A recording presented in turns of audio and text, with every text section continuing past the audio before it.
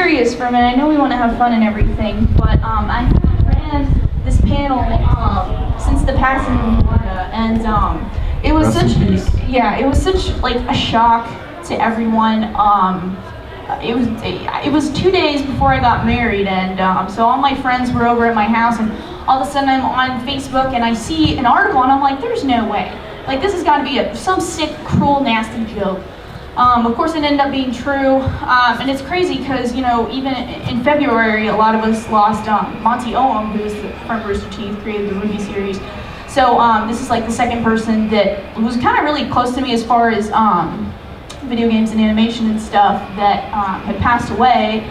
Of course, he wasn't at E3 this past year, and it's one of those things where he's a little older. Like, he wasn't old enough to pass away, in my opinion, by far. He was pretty young, and it's just one of those things that it's shocking, but at the same time, everyone kind of knew like his health wasn't very good because of him not showing up at E3. So if you guys don't mind, I want to take a moment of silence and remembrance for Iwata and everything. So just for a moment.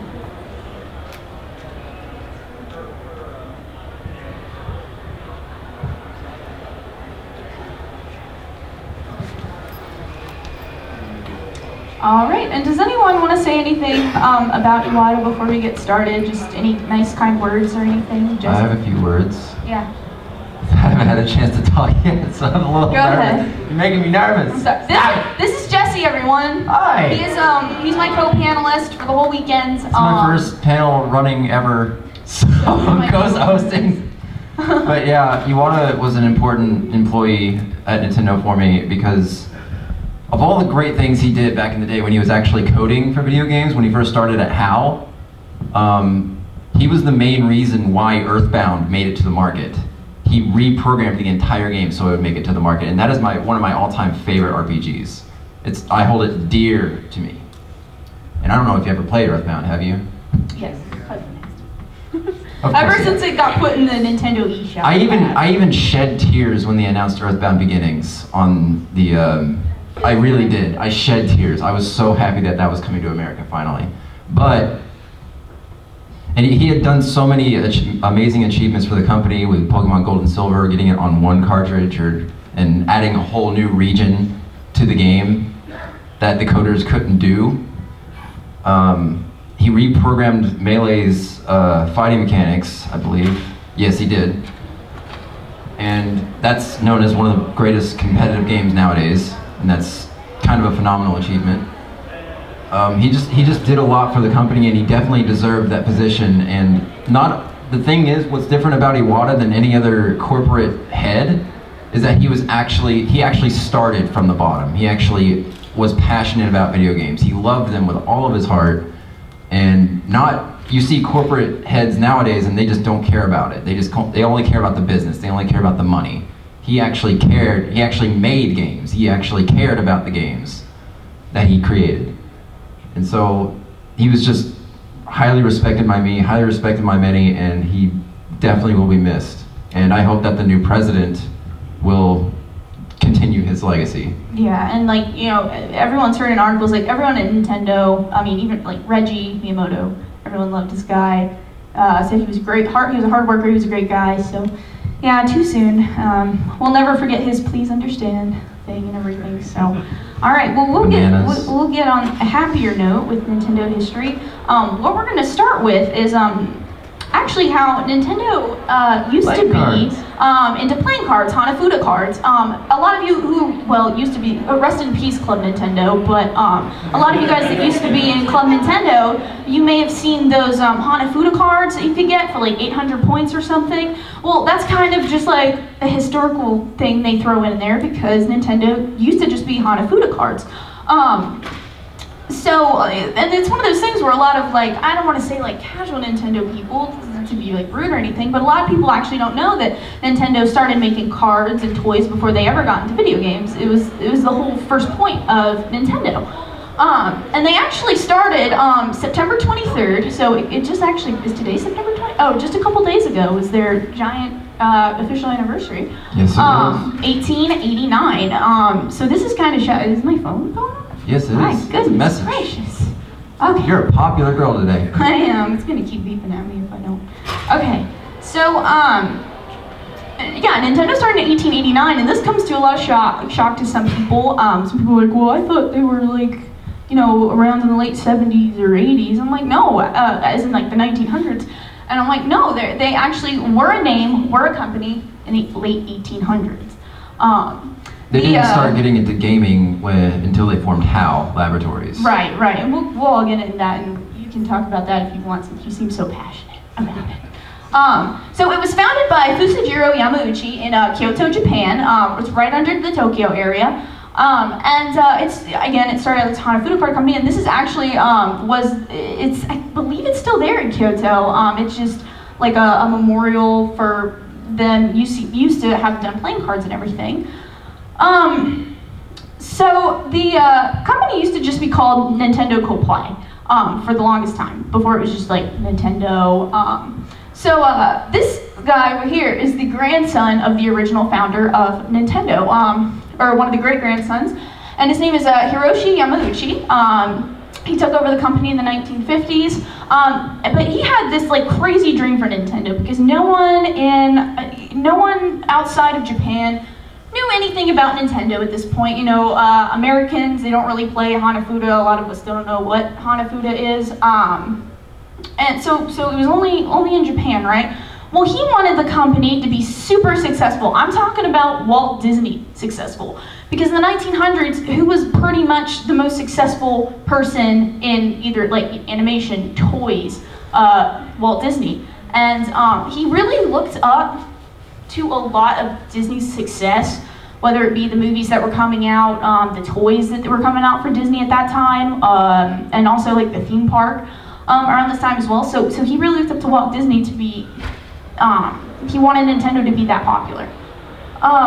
So because of this desire to make Nintendo a bigger known name across the world, they started to make toys. And some of you guys might be familiar with the Ultra Hand, which is Nintendo's first hit toy. Now, those of you guys who have played Animal Crossing, it's also in one of the WarioWare games as well. You can put the Ultra Hand in your house in the new Animal Crossing New Leaf.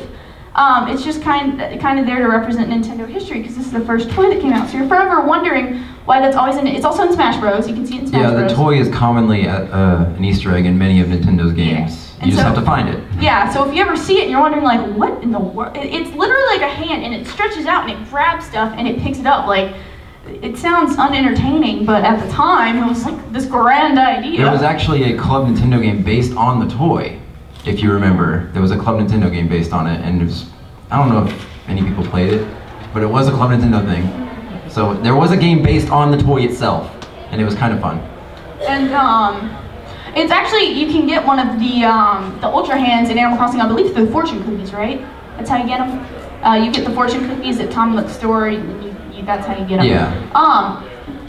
And then they also came out with something kind of sketch. It was called the Love Tester, and it was like just this stupid like thing that kind of like mood rings, where you play with it and it tells you how much you're in love with someone. So they got into some weird stuff. They also like owned a few love hotels in Japan for a while. They were experimenting with what they were supposed to do with their company. They didn't know what they were doing. I was like, I thought you wanted to be a toy company, not that toy company. Oh yes.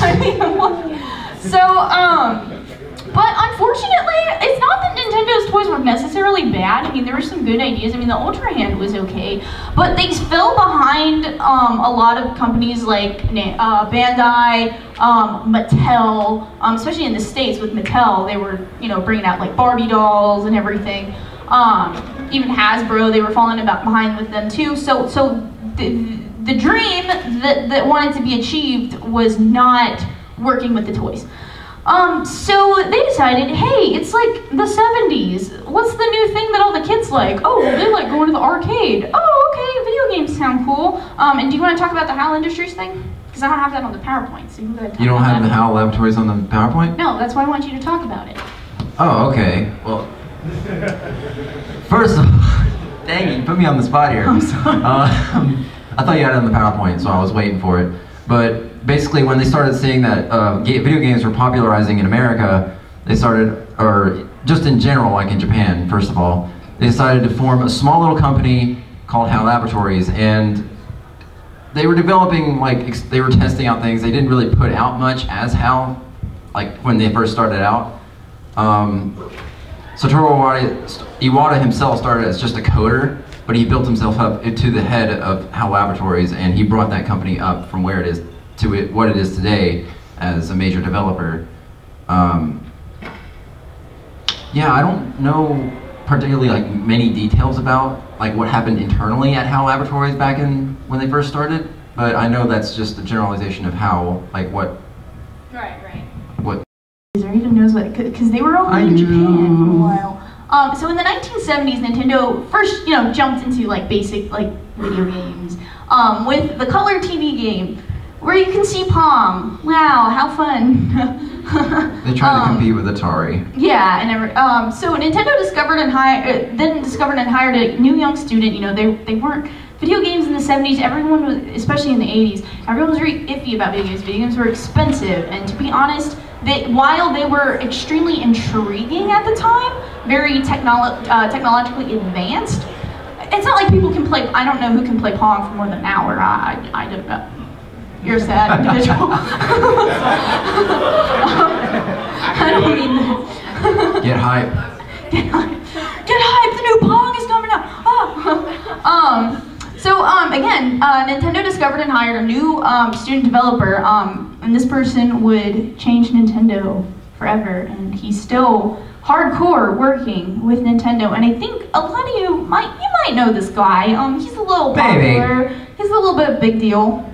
Does anyone know who this is? Kind of a big deal. Okay, I'm like normally people are screaming, but yeah, Shigeru Miyamoto completely changed the way Nintendo creates. Such a creative, and when they hired him, I mean, he was no older than some of us. He was really, I mean, he's still very, very young.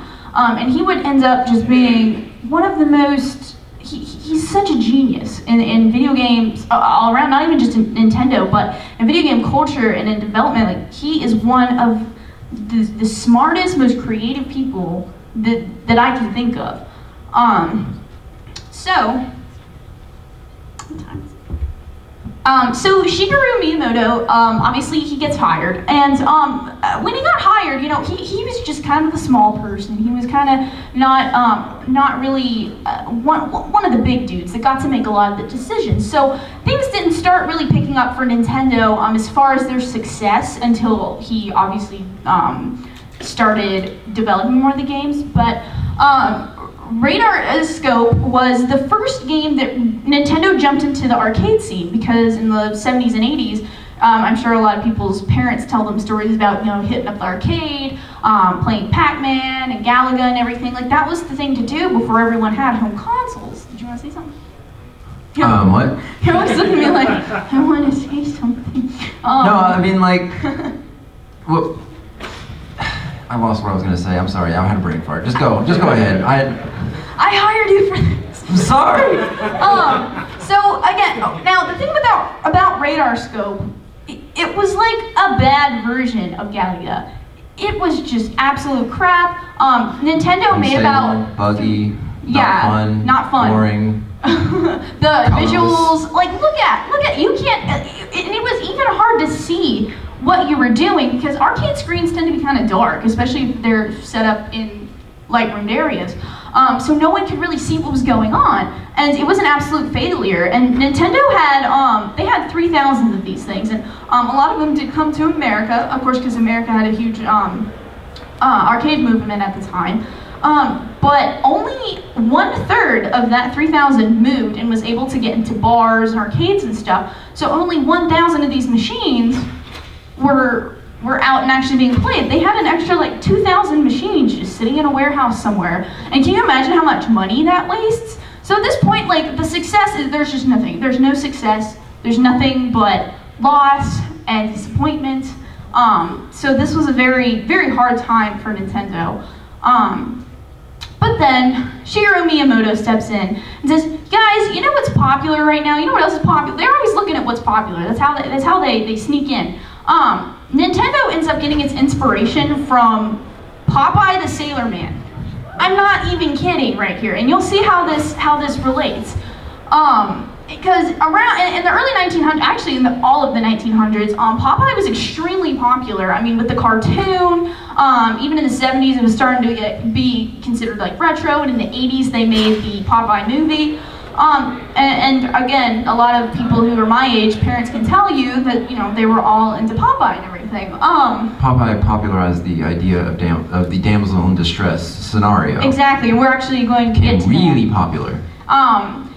The idea here was that Popeye, she's a strong character, he's willing to help out his girl when she gets in trouble, and Miyamoto kind of wanted a character like that for his video games. So Popeye kind of formed himself into a Nintendo version of, you know, Jumpman, obviously before Mario became a thing. And then you have Olive Oil, who again became the damsel in distress. Because everyone knows that Olive Oil gets captured all the time by Bluto. So, and again, as Jesse said, this is one of those things that started the damsel in distress kind of thing, and it happens in movies, TV shows, all from Popeye. I would say it popularized it. It didn't start it, but it popularized it. Correct. So Bluto became, yeah, isn't that funny? Bluto became Donkey Kong. He's kind of, and Bluto, if you've seen Popeye, he's kind of like the stupid, huge, bad guy character, kind of like Dr. Robotnik is also from the Sonic series. So that's how they got the inspiration to do Donkey Kong. Kind of like a dumb monkey kind of thing. That's how they got into that. If anyone has any questions or comments, you guys are quiet for people from Georgia. Well, you've been talking a lot. Wow, I'm firing this guy. I love you. What did you want to say, co-panelist? I'm not saying you're not doing a good job. You're doing a great job. I'm loving everything you're saying. I'm saying. Okay. I was about to say. You're digging your grave, man. I licked my hand. You're digging your grave every morning, man. What? That's what happens when you put your hand in my face. You don't do that. Okay, so again, Bluto became Donkey Kong, and that's kind of the inspiration for that. So then, obviously came Donkey Kong. The arcade game was released in 1981. This was a crazy success, as you can imagine. Not only was it a success in the arcade, but it was like a success for paraphernalia. Like there was a cereal made. There were like things like mugs and placemats and toys made from just the popularity of Donkey Kong during this time. People would just chuck coins into this game, and of course we have Shigeru Miyamoto to thank for the idea for it and everything. So it ended up helping Nintendo get $180 million. And it's actually really funny. They had to take a couple risks with this. It's interesting. Remember that radar scope game that I told you about? Well, and you also remember how they only moved 1,000 of those, and they had another 2,000 of them just sitting in a warehouse somewhere? They actually took those radar scope machines, those extra 2,000, and turned them into the Donkey Kong machines. Because they didn't have any money. They didn't have any money to build from the ground up. They literally just hand-built the Donkey Kong machines hand-built the Donkey Kong machines from the radar scope. So that was a risk that they had to take. They had no money, and they had one chance, because all they had were these empty radar scope machines, and this one chance helped them get $180 million so they could actually start getting more into the video game industry. So more Donkey Kong games actually started to come out. There was like a second Donkey Kong arcade machine. There was Donkey Kong Jr. arcade machine as well. These ones obviously weren't as popular, not as loved as the original, but Nintendo wanted, Nintendo, they like to milk stuff.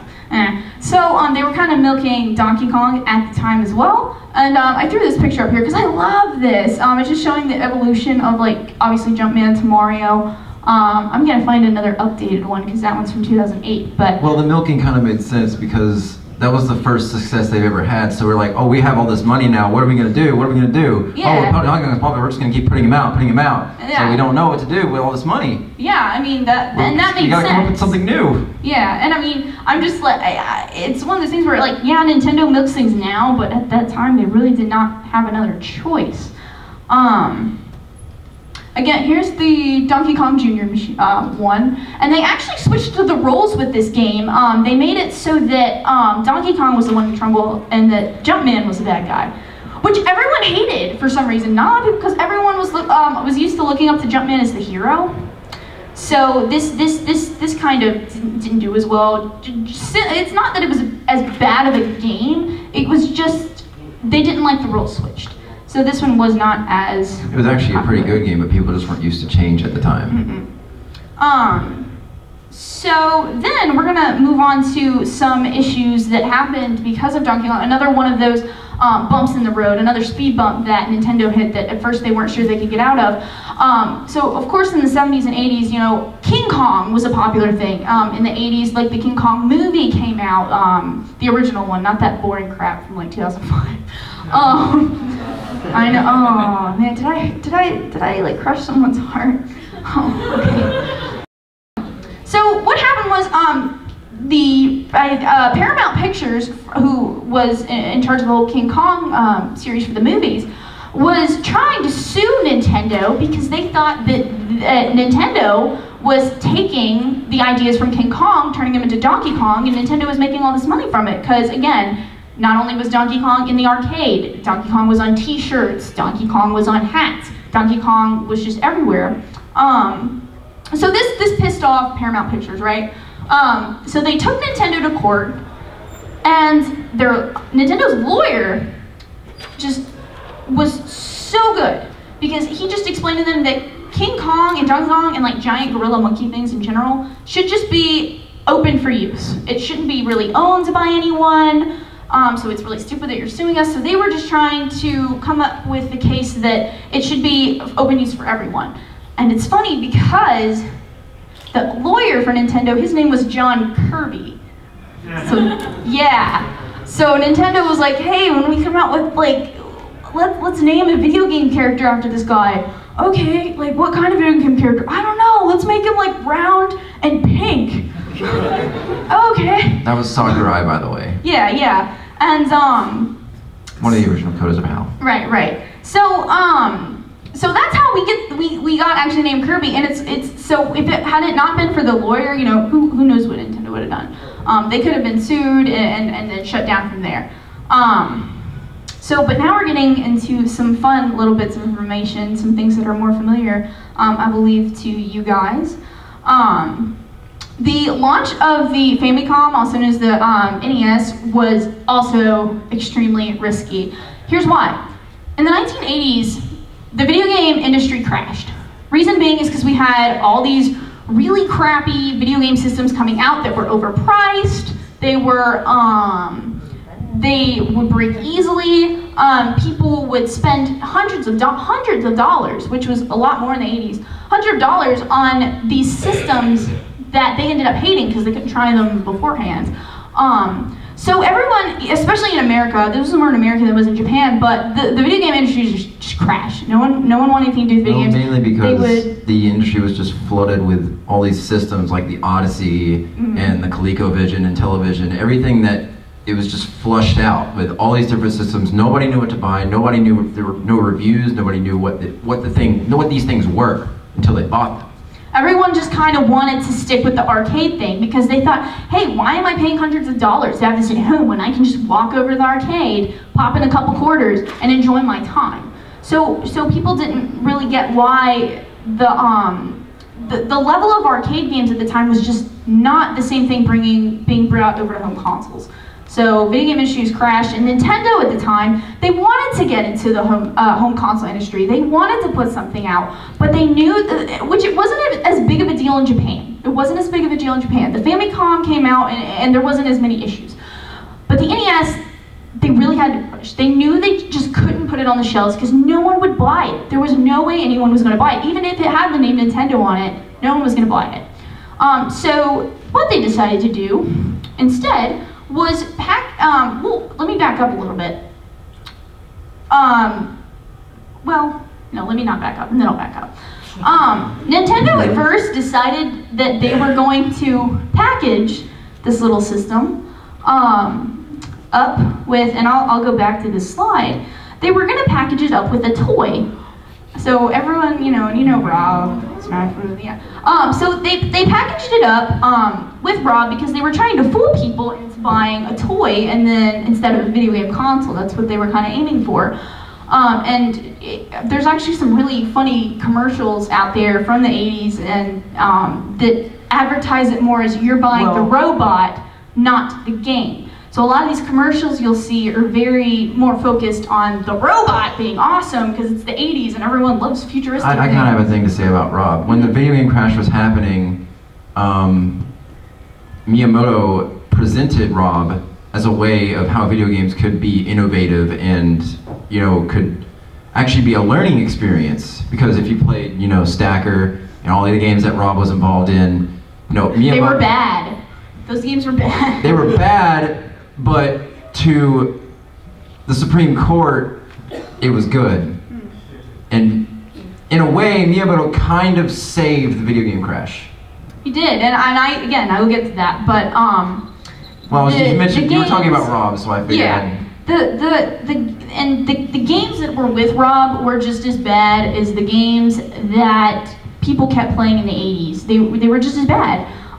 So. Again, people felt screwed over again by Nintendo. But then, you know, Miyamoto what they ended up doing was they told a specific store in New York City, because they had a warehouse in New Jersey where they kept a lot of the Nintendo stuff for America, so right under New York City. So they told the store in New York City, hey, we're not gonna package this robot toy with, we're not going to package this robot toy anymore with the Nintendo Entertainment System. We know it's a bad idea. We're just going to throw out the NES and then this new Mario game, which they explained that, you know, Jumpman equals Mario eventually. And of course, after everyone heard that Jumpman/Mario is going to be a new game, everyone jumped on that because they like Mario. But they took a risk. They told a couple stores in New York City, please put our game on the shelf. If you guys don't sell any of them, and if we waste your time, and if you lose money from us, don't worry, you can send them all back. We will pay you everything that we have, everything that you lost, and it will be the end of Nintendo in America. We just won't touch the United States again. So the store was like, okay, we don't have anything to lose. But of course, with them advertising Mario, eventually coming out, eventually like Zelda, Ice Climbers, this saved the NES. People were buying it like crazy, so not only did they stock them in New York City, they stocked them all across the US. Nintendo is one of those, Nintendo actually is translated into leave luck to heaven, and it's one of those things where they really were lucky. They were so lucky all through their history. They took so many risks. But somehow, it's crazy, I've never seen a company like this ever. They've managed to always make bets and always take these risks, and it always turns out to be okay in the end. And so that's how they jumped into the home console industry. Obviously, people were buying the games like crazy. People loved the crap out of Duck Hunt. And, and from then on, it's history. Everyone knows that they just kept growing as a company. They're still growing. But I want you all to understand that there were a lot of cases in Nintendo's history, like I didn't even go through half of it, that like even with third-party developers where they had issues with them in the 90s. Let me actually explain that to you. In the 90s, when Nintendo came out with their Super Nintendo, there are these specific chips, right, that are used in the game cartridges. And the chips help the game to run. So without these special chips, if you put a Nintendo cartridge in, they eventually hacked it, but if you don't have the chips inside of the cartridge, the game won't play on the system. So of course Nintendo gave their first party games, Mario, Zelda, and all that, as many chips as they want, because Nintendo wanted to sell as many first party games as possible. But Nintendo only gave developers like Capcom, Square, they only gave these little chips, like they only gave them like 100,000. But these are games that could sell millions. Mega Man, Final Fantasy, stuff like this. Secret of Mana, which we play all the time. Which is the reason why rare games exist. Yeah, because Nintendo and third parties. But it was one of those things that really screwed over the relationship between third-party developers and Nintendo. So like take that situation for instance, and it's like kind of what they're doing now. There's not a lot of third-party developers that want to develop things for the Wii U. Because a lot of times they're still burnt from what happened in the 90s, and they remember that. One of the reasons why think about like Square brought Final Fantasy VII to a PlayStation system, and a lot of people argue, well, it was a really big game, and the Nintendo 64 couldn't take it, and that is somewhat true. I will believe that, but a lot of it is because SquareSoft was very screwed over by Nintendo. So that's why they bring all their crap over to PlayStation games. So, because originally they had all their games on Nintendo. So, did you want to say anything about that? About? I don't know, just about anything. I have no comment. Okay. You seem to be doing pretty well. So. Okay. Yeah. Do you have a question? You know about the Super Nintendo CD, Sony, Nintendo merger? Yes, actually, I can talk about that. Nintendo PlayStation. Actually, Sony and Nintendo, for a very short amount of time, actually used to work together. They used to not be enemies like they are now. Nintendo, what Sony wanted to do is they wanted to make games that were on a compact disc. And Nintendo was like, well, we feel like if we put them on compact discs that people are gonna burn the games and steal the games and copy them, so we just want to stick with cards. And Sony was like, no, that's a dumb idea. You can't put a whole lot of information on those. So that was also a big slap in the face to Sony. So Sony obviously pulled away from any ideas of Nintendo. They were like, we're gonna bring out the PlayStation 1, and there you go. The Nintendo 64 had a huge competitor against PlayStation. And I'm gonna be fair, I'm a huge Sonic the Hedgehog fan. But I will admit, in a lot of things, Nintendo did one-up Sega in the 90s, obviously, because Sega kind of went bankrupt. I had a friend who really owned me one day. I went, for anyone who's familiar with like Sega advertisements in the 90s, Sega does what Nintendo don't, which was their big slogan, okay? So like everywhere in the magazines, on posters, in the commercials, Sega does what Nintendo don't. And they were trying to like be full of themselves. So my friend, like I'm a huge Sonic fan. I'm a Sega girl at heart. I had a Sega Genesis. I didn't have the Nintendo systems yet. So I go up to my friend who's a huge Mario fan and I went, Sega does what Nintendo don't. And he looks me dead in the eye and goes, what, go out of business? I went, damn it! I'm like, I don't know what to say to that. So yeah, that's a really good piece of information actually. And of course, the reason why the GameCube has smaller discs, because even in like 2000, 2001, Nintendo was worried about people copying discs and everything, so they made the disc small. Of course, they don't really worry about that now, but yeah, so do you have any more comments about? Well, GameCube's discs didn't really stop piracy at all. No, it didn't. Didn't help. And the same thing with Sega with their Dreamcast is that they tried to come up with a whole new format for combat kicks that ended up being the easiest thing to pirate ever. People are always going to be able to pirate games. Like there's nothing. People are always going to be able to do it, and companies you can always find a workaround. Companies can always think that they're going to finally figure out a way for people to pirate, but it's going to happen. And please don't pirate. Like I don't like that. Like I'm an artist, and I would like to make money off the art that I produce to support my family and everything. So like don't pirate. But in the end of the day, it's going to happen. And I think the companies need to realize like there's nothing you can really do about it. Even if there's something like new and innovative that might stop hackers, it's going to happen eventually. Yeah. So I believe that's it that I have as far as the history from, did you have a question? Yeah, do you know why they went and partnered with Philips to make the CDI after pushing away Sony for that very reason? Because they're retarded. I mean, I don't really know the reason why they were with Philips. There was an internal tension in between Sony and Nintendo, and that's why they broke it off after, they made the Sony PlayStation, they made a few prototypes, and Nintendo just stated, this isn't going to work. And so Sony decided that we're going to take our business elsewhere, we're just going to make our own thing. And that's when the PlayStation came out, and you know, the prototypes were just kept by employees personally. And as you saw, one was discovered recently and brought up by someone's dad. And it's pretty amazing to see that part of Nintendo history come out of nowhere. And it should be donated to a museum. If anybody knows this person, tell them to donate it to a museum. Sell it. Does anyone else have any questions or anything before we move on to what we're going to discuss next? Yeah, in the back, the blue shirt. Sega's downfall wasn't their Genesis. His downfall was the Dreamcast. DRM. Oh, I agree. Yes. Now, the Dreamcast is a great system. I love the Dreamcast. And it's because of the timing was DRM. wrong. It's because of the DRM, because it was the easiest thing. They didn't have any DRM, so they just piracy, which led to Nintendo's paranoia. Exactly. Yeah, and I mean, I loved the Sega Dreamcast. I'm a huge Sonic fan. Sonic Adventure is my favorite video game of all time. I know everyone's like, but the reason why I like it so much as a person is just because it's a childhood thing, and it really means a lot to me.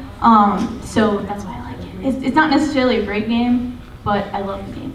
Does someone else have a question? This is going to sound very random, but what was the influence, what is your opinion of The Wizard? The Wizard? The movie. The movie? It's the one with Fred Savage, and it was basically a giant marketing thing for Super Mario 3. Oh, okay. I know. It was. I'm not surprised you don't know about it because hardly.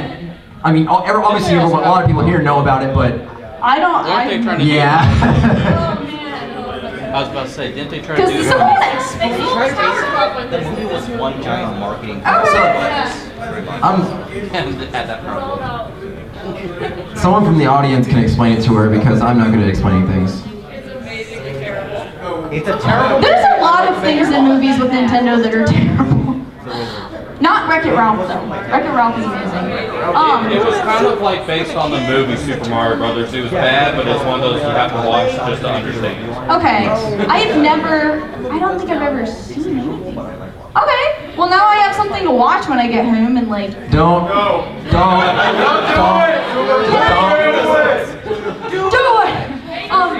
Just do it! Can I watch it for the enjoyment of it being bad? Like, So bad it's good. I mean, I'll watch it like I watched Transformers 1. I mean, who didn't like Bowser in Super Mario Brothers? He was awesome. Nostalgia Critic did a review on it. If you don't want to watch the whole movie, Nostalgia Critic did a review on it, so just look it up. Nostalgia Critic did a review on it? Yeah, Doug Walker does a very good coverage on it. Okay, I have learned something. I hope you guys learned a little bit. Did you guys learn anything at all? Nothing. You guys are like... If anyone here learned anything from this panel, then that was our goal. So, That's our goal. congratulations, you're learning. Knowledge!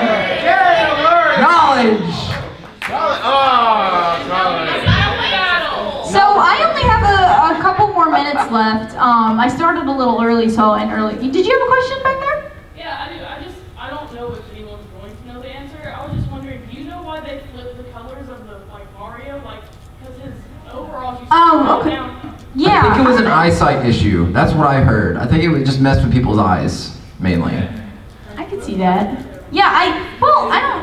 Or maybe it was just random. Maybe they really did just decide, oh, this reverse colors is better. I do think the reverse color, like the colors of blue overalls, red shirt is better. But it might have been an eyesight issue with the pixelated Mario on the console itself. Like the blue overalls with. Oh yeah, with the slide. With the blue background, it would have been really hard, and it just didn't make. It would have hurt some eyes. Okay, and that's not random. That's a really good question. I've never been asked that before. Does anyone else have questions? Yeah. I just want to point out that with piracy on the Nintendo, what they did was they made cartridges that you stuck another cartridge on top of. And that's how they get through the Nintendo seal approval with the chips. Yes. Yep. Okay. Because they eventually just that whole situation really pissed me off. The whole little chips with the SNES. That was just a really bad idea. And look at them now. Look how many third-party games. There's a couple, but for the most part, not so much. Yeah. Black shirt. That was also part of the quality control back then, because one of the big things was the arcade industry was so they were getting oversaturated. Mm-hmm. I think, didn't they have the chips even as early as the NES? I'm not sure if they have it with the NES. I'm actually unsure. I just know that I've heard of it from the SNES. Well, the NES had a lot of third-party games that were not licensed by Nintendo because companies started to figure out how to duplicate the chip, like make like an off-brand version of the chips where it would run on the console. So, you know, you see all these black cartridges, blue cartridges, you know, no games. One of the ones that was hacked, and this is so hilarious, but it was like Bible trivia, was one of the ones that wasn't, like, didn't get the chip approval, but they like hacked it or something. It's just one of those funny things. Who knows what happened? I know. It was like the Bible game things. And the games, yeah. Like Noah collecting animals and Super Noah Adventure or something like that. Super Noah's Ark, that's what it was, Super Noah's Ark. Oh it was like a black cartridge on the Super Nintendo. Oh AVGN did a video on it. I think I have seen this, It wasn't even a good game. It wasn't at all. It was subpar. Blackshirt, you have a question? Oh, no, I was going to say, there's actually an ebook about where some guy went and interviewed some of the people who cracked the chips and the whole Bible Adventures thing. It's called Bible Adventures. Yeah, that's what it is. Not Bible Trip, Bible Adventures. You're right. And it was Bible. There was one called Noah's 3D Adventure, but it was basically, what was it? Wow, watch the earth flood in 3D and millions of people die. Yeah, but it was actually very happy looking. It was very colorful. Thing is, that's not what the game was. Like, it was literally just walking through like a first-person shooter with a slingshot, punching goats and cows. Yeah, that's basically you were hurting animals. That was the whole game. Someone called Didn't do a thing. Someone called No, PETA developed it. We all know PETA developed that. Oh, secretly. Secretly. Does anyone else have any more questions before we open up a discussion about? Right now, this is just open discussion. It's just any more questions about the. Okay. One thing I always like to do as we end the panel, if we have time, is a lot of the times if I'm running this panel and it's right after E3, I always talk about E3 opinions or what else you expect. Oh, I actually have something to say about Nintendo's new president. Oh, okay, go ahead. He recently went out and said that he knew the Wii U was going to fail. He did, yeah. He very much knew the Wii U wasn't going to do as well as he thought. He just kept it to himself. He didn't tell Iwata, he didn't inform Iwata about how, like, what his opinions on it or what, because it didn't matter, he was the president. But yeah, that's just one thing I wanted to say that I completely forgot about until now. Well, and it's funny. What is his name again, the new president? I can't remember. Does anybody remember? I don't know, but I heard it was like a human resources thing, so how would he know? He just he used to be the president of Nintendo. He used to be a former president or something? I wouldn't say, I don't think he was a former president. I think he's just a higher up. Oh, and I thought the article he's very old. Yeah, he restructured the whole company as well. Yeah, and I honestly think that if you look at his restructured plans, he's actually going to keep the business more organized and, you know, have things. I think he's going to do a very good job. I think he's going to.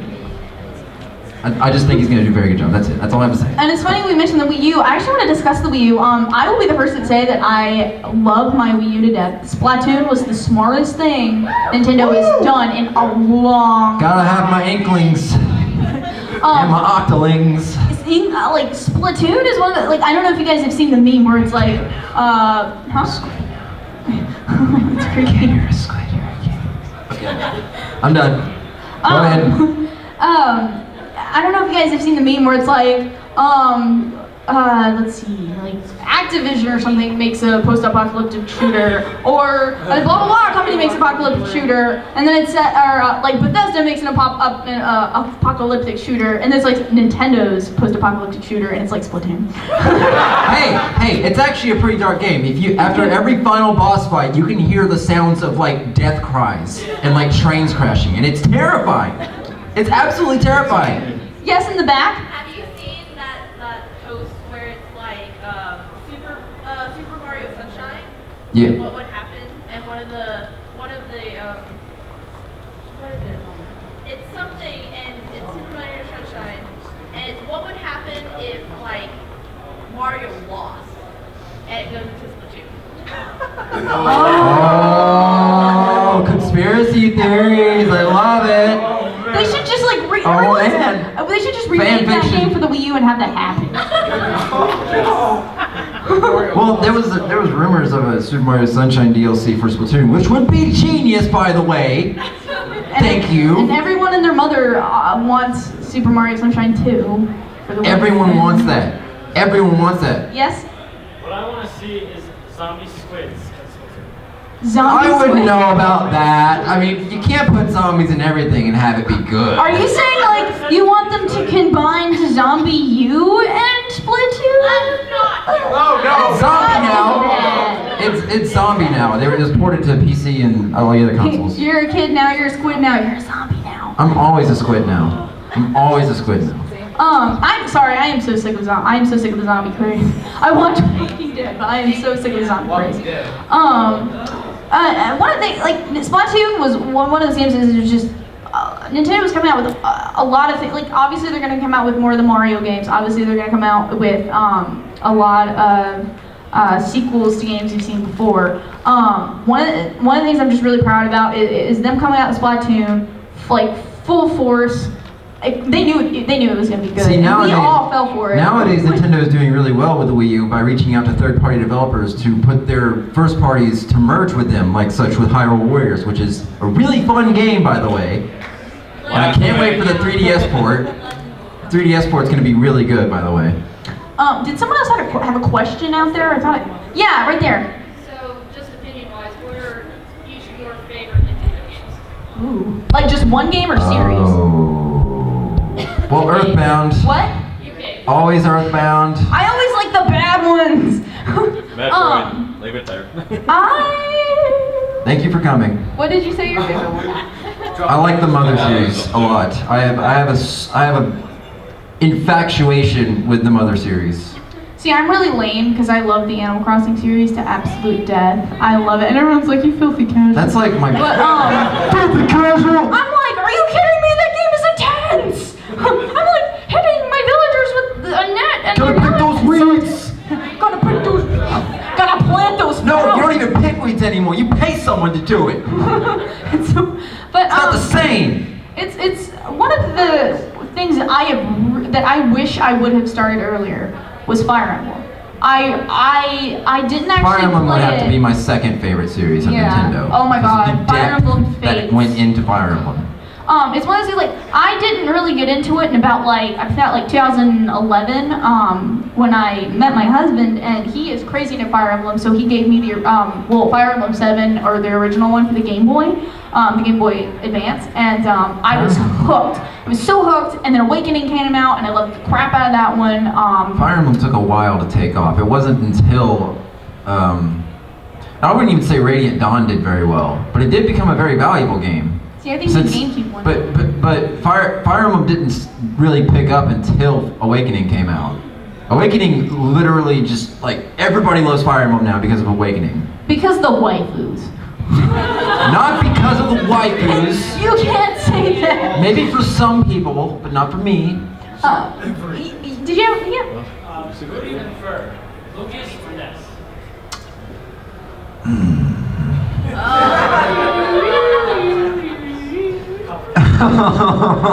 You didn't say Ninten. Okay, so no, Ninten is different. Ninten is not NES. I don't know why people keep on saying that. Ninten is not NES. I will correct people on that every day. Out of those two. Out of Ness and Lucas, probably Ness because he's a stronger character, but I like Lucas's scenario better because he becomes a stronger character at the end. Especially if everyone, has anyone here played Mother 3? You have all the Mother fans back there. Yeah, my boys. All right. Did you ever, actually, I have a little piece of information about Mother 3 that I would like to say about the fan translation. The creator of Nintendo, and I don't know if any of you saw an article on this. Oh, there's a person there with a question. I'm gonna. Oh, okay, go ahead. Oh, Talk okay. fast. Okay. We have 10 minutes. It will be done. The creator of the fan translation, the leader of the project, got invited to Nintendo for a tour, and he was interviewed by people on the dev team and on corporate, and he was asked his name, and then they're like, "Oh, you're the leader of the fan translation of Mother 3," and he just gets real quiet. And then they break the silence and they're like, "Oh, don't worry about it. We're really excited to play it." So actually, the Mother 3 translation is actually officially endorsed by Nintendo. Technically. So we did it! We did it! It's official! What's your question? So you talked about how Nintendo wanted to do like toys. How do you feel about now they kind of succeeded in that with the amiibos? I know people. I love amiibos. I love them, and I love the amiibos, and people are like, they're dumb. You only got the Sonic one, don't even lie. Excuse me, I have 7 of them. Which ones are those? I have, not any of the rare ones. I have Star Fox.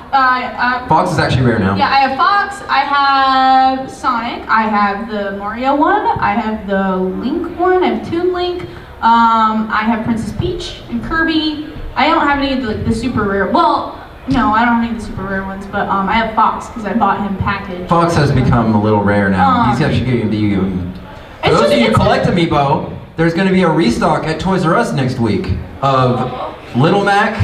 Oh God. Oh my God. Little Mac, Villager, Captain Falcon, Fox. Oh my gosh, I need Villager. Yes, I do need Villager.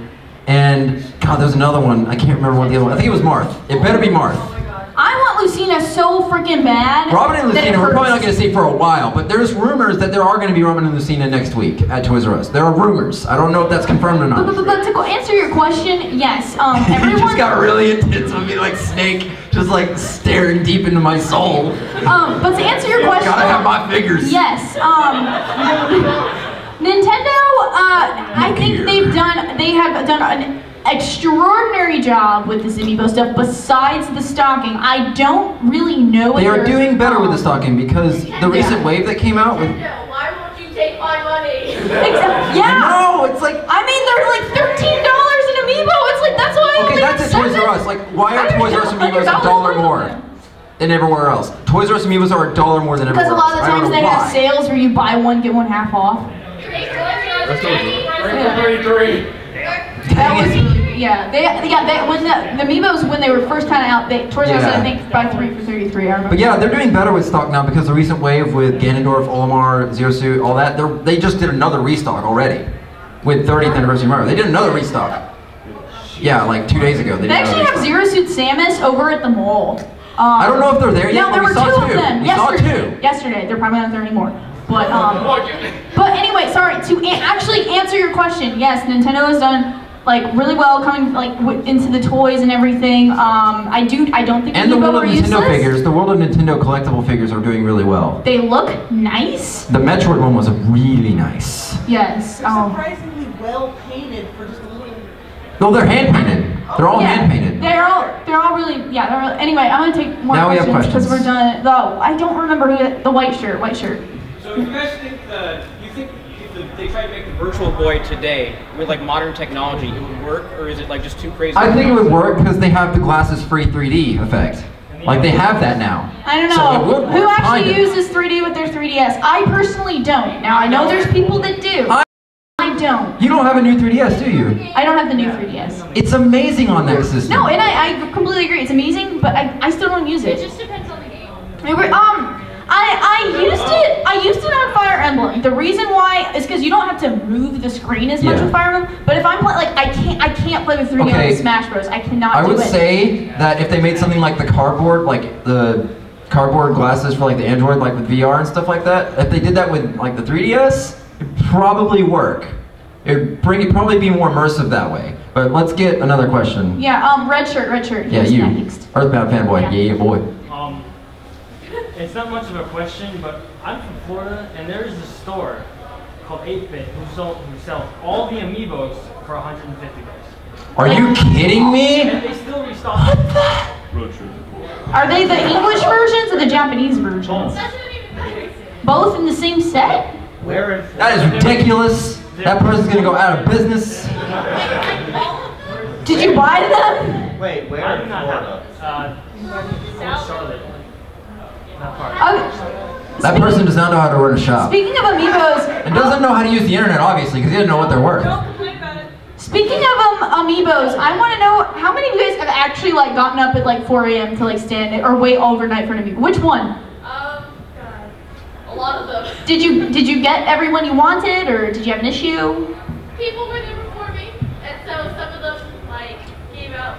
I recently with the new ones that all of them. Oh, like Olmar and Ganondorf and all those? I actually forgot. I was like, I was just gonna go pre-order and grab Super Mario, and it was like Amiibos, and I was almost one away from getting the 8-bit Mario. Oh. I think he had a question over We there. have a lot of people who like jump the line. Yeah, he had a question over there. White yes. shirt. Okay, I'll go over here so you can see me. I had a little bit of a serious question about, I guess, your opinion about the future. I'm not sure if you heard recently before Iwata's passing that after Nintendo decided to bring over, I think, one game to the mobile phone platform after after Wall Street got in their case, and I did not like that news personally, because I'm actually kind of worried that now with what game was it? I actually can't remember which one it was. I saw it on Forbes magazine, and oftentimes they don't know the games particular, but they did say that that Nintendo was actually entertaining the possibility of putting games on the mobile phone platform. Do you actually, I think with Nintendo's polish and experience in development, I think they could make some quality games for a mobile phone, because believe it or not, there are some quality games on the mobile phone. Like, look at Fallout Shelter. Look at how amazing that did. That like crashed the web store. But like, I don't know. And I don't know if this is probably more Game Freak than directly Nintendo, but Pokemon Go, anyone? Okay, I actually hated the commercial for that because they didn't demonstrate at all what it was. It was all like, it was almost like proof of concept. Like they didn't demonstrate like how it would really work. That's why you gotta use your imagination. No, I don't want imagination. I want to see a Pokemon in the freaking fields. And I want to go catch it. My concern was just that you're going to have a situation where in one of these games it can mess with the gameplay if they have a thing where, for example, you could get like a Super Mario if you like pay extra money. Yeah, with microtransactions. That's what I don't think Nintendo's going to do that. I think they're going to charge for their games. I hope you are not. I hope they're gonna like have a one-time payment for the game and you just get the whole game. Like I think that's how Nintendo's going to do it. What? No in-app purchases. None at all. Unless it's like quality DLC, like with Smash Brothers. Did someone else have another question? Yes, you in the gray shirt. Yes.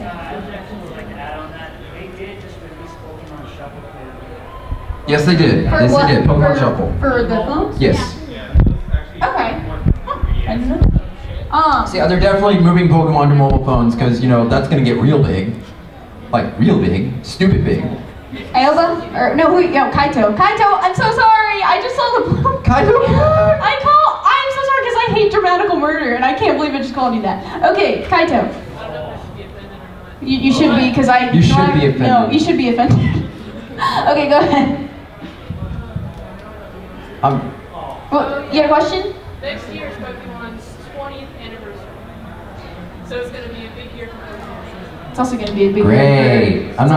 Okay, don't chastise me for this. Please don't. But I am not a big Pokemon fan. You know what? That's okay. I'm not.